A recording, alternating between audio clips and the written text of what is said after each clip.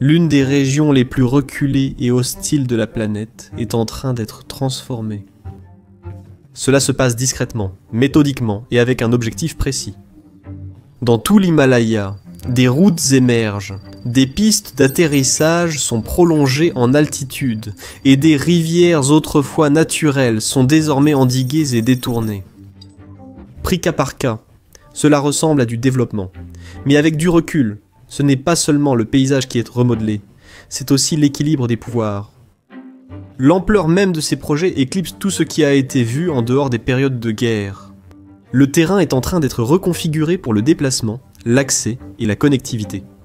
L'accessibilité compte. La ligne de contrôle effective, qui est la frontière de facto entre l'Inde et la Chine, n'est pas fixée par des traités, mais par la présence. Les exemples délimitent le territoire, les avant-postes, les revendications. Ainsi, en construisant des infrastructures à double usage, des actifs qui semblent civils mais qui ont une fonction stratégique, Pékin rend ses intentions claires. Les emplacements à eux seuls disent ce que les mots ne disent pas, placés juste assez haut pour dominer le reste de l'Asie du Sud. Cette région est également riche en minéraux tels que le chrome, le cuivre, le lithium, le borax et bien d'autres.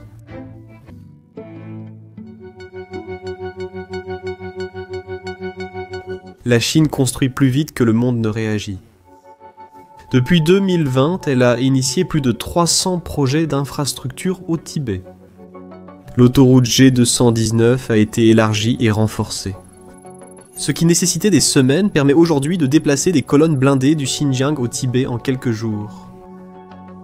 D'autres améliorations sont en cours sur les autoroutes G315 et G318, qui permettent toutes un déplacement militaire plus rapide vers le Ladakh et l'Arunachal Pradesh. Ce ne sont plus de simples routes, mais des corridors militaires. Les aéroports aussi sont en expansion. À Shigatse-Aping, de nouvelles garnisons et des installations pour drones ont été construites. L'aéroport offre maintenant des airs pour hélicoptères, des missiles solaires, des pistes allongées et des chasseurs tels que le J-11. Avec ces améliorations, Shigatse-Aping s'est effectivement transformé d'un aéroport civil en un centre militaire capable de soutenir des opérations aériennes en haute altitude le long du front ouest de l'Himalaya. D'autres projets d'expansion sont en cours aux aéroports de Chanan-Longsi et Narigunsa. Ce dernier se trouve à seulement 200 km du lac Pangong, où les forces chinoises et indiennes se sont affrontées au corps à corps ces dernières années. Pendant ce temps, plus au nord, la Chine a agrandi les aéroports de Chakkei-Yarkand, Yutian-Wanfang et Ngari-Burang. Peut désormais accueillir des opérations civiles et militaires. Ces améliorations s'ajoutent à un réseau en expansion qui comprend les bases aériennes militaires existantes de Lhasa Gongar, Damchong, Ningxi Mainling, Chengdu Bangda, Hotan Kangang et Tashkurgan Kunjarab. Au total, au moins 2 douzaines d'aéroports le long de l'Himalaya ont été convertis en installations à double usage, dont beaucoup sont situés à moins de 60 km de la frontière entre la Chine et l'Inde. La puissance aérienne est impressionnante. Mais Pékin n'en a pas fini. Elle vise maintenant à relier bon nombre de ses aéroports et bases par des chemins de fer comme la ligne Sichuan-Tibet. Une fois terminée, la ligne reliera Chengdu à Lhasa en moins de 13 heures, permettant le déplacement rapide de troupes, de munitions et d'équipements sur 1600 km de terrain accidenté. Plus important, elle se divisera en voies secondaires, qui s'approcheront encore plus de la frontière indienne. Oui, la Chine a été très occupée, mais la projection de puissance ne concerne pas seulement les missiles mais aussi les avions de chasse. Parfois, cela évoque des barrages et des turbines. Ainsi, de nombreux projets d'infrastructures chinois au Tibet sont liés à l'hydroélectricité. Vous voyez, la Chine détient le plus grand potentiel hydroélectrique du monde, près de 3 fois celui des États-Unis. Depuis les années 1950, elle a construit plus de 20 000 barrages de plus de 15 mètres de hauteur, faisant de l'hydroélectricité la 2e plus grande source d'électricité du pays. Le Tibet à lui seul représente près d'un tiers de cette production. Cependant, peut-être plus important encore, l'hydroélectricité donne à la Chine le contrôle des sources des grands fleuves comme le Brahmapoutre, le Mékong et la Salween. Ce sont des sources vitales pour les nations en aval. Et donc, avec cet avantage en tête, la Chine construit actuellement le plus grand barrage du monde dans une région reculée de l'Himalaya, sur le fleuve Yarlung Tsangpo.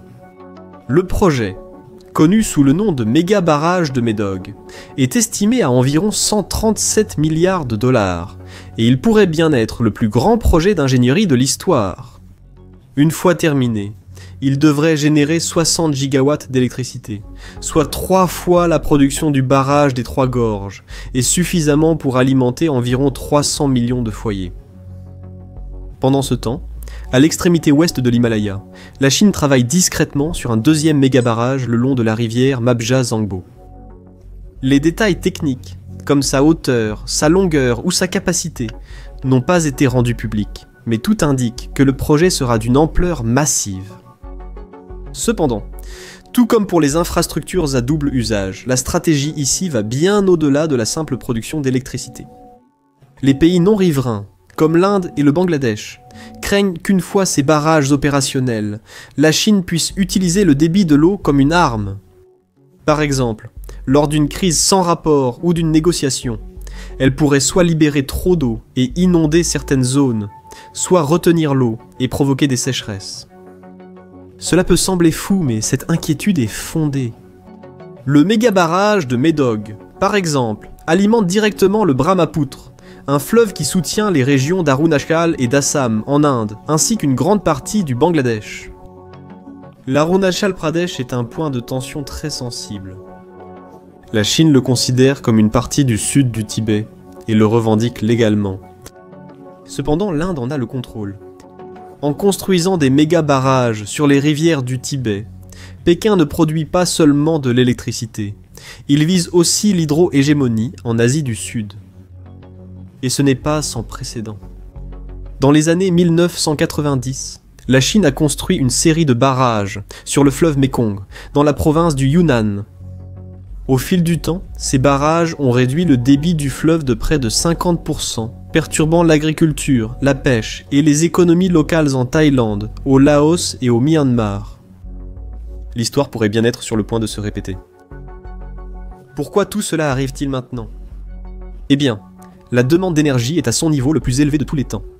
L'essor de l'intelligence artificielle a lancé une course technologique mondiale portée par les données et les processeurs. L'entraînement des modèles d'intelligence artificielle demande une grande puissance de calcul, nécessitant d'immenses centres de données. Ces centres consomment des quantités d'électricité stupéfiantes. Pour vous donner une idée, un seul centre de données hyperscale peut consommer entre 100 et 200 MW, ce qui suffit à alimenter une petite ville. Multipliez cela par des centaines, et il devient évident que gagner la course à l'intelligence artificielle nécessitera rien de moins qu'une refonte complète du réseau électrique. Goldman Sachs estime que la demande en électricité des centres de données pourrait augmenter de 50% d'ici 2027 et de 165% d'ici 2030. La Chine cherche à garder une longueur d'avance, et ce graphique montre à quoi cela ressemble. Alors que la production d'électricité aux États-Unis a resté quasiment stable depuis 1999, la Chine a plus que quadruplé sa production et cherche maintenant à maintenir cette dynamique. Le Tibet intervient ici, jouant un rôle clé dans la stratégie énergétique de la Chine. Ces rivières coulent régulièrement toute l'année, et leur haute altitude leur confère une puissance hydroélectrique naturelle. L'Himalaya devient ainsi une zone frontalière et un futur centre énergétique. Ainsi, lorsque la Chine construit des voies ferrées au Tibet ou des barrages près des frontières contestées, elle ne cherche pas seulement à encercler l'Inde, mais aussi à soutenir une économie basée sur l'intelligence artificielle, sécuriser l'eau et renforcer sa souveraineté.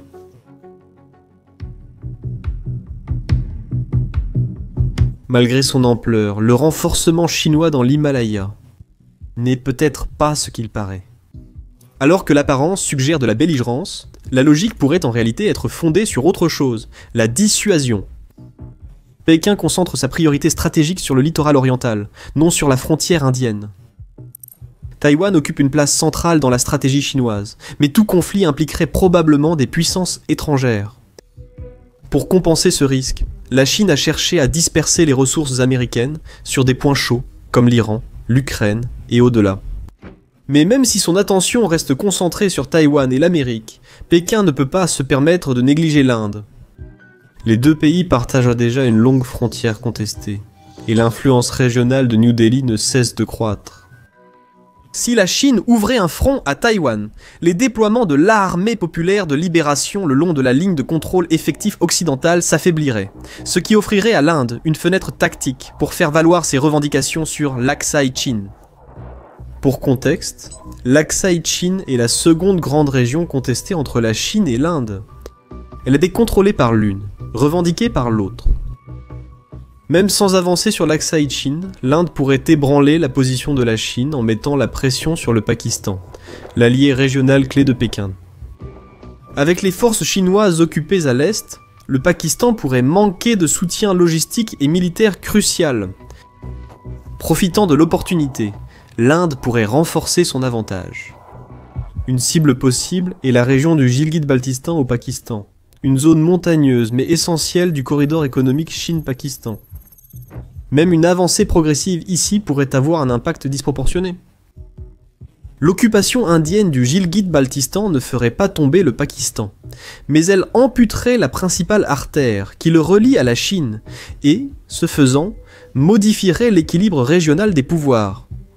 D'ailleurs, pour être clair, cette vidéo n'est pas une recommandation politique, c'est une observation. Il n'y a ni bien ni mal en géopolitique, cela existe simplement. Une Chine distraite donnerait en effet à l'Inde carte blanche pour cibler soit l'Aksai Chin, soit le Cachemire. En géopolitique, de telles opportunités sont rares. Ainsi, vu à travers le prisme de la realpolitik, la militarisation de l'Himalaya par la Chine n'est pas simplement de la posture, c'est une manière de prévenir une frappe préventive indienne. L'Himalaya forme alors un second front, non pour lancer une offensive, mais pour l'empêcher. L'objectif est de retirer à l'Inde la conviction d'agir opportunément.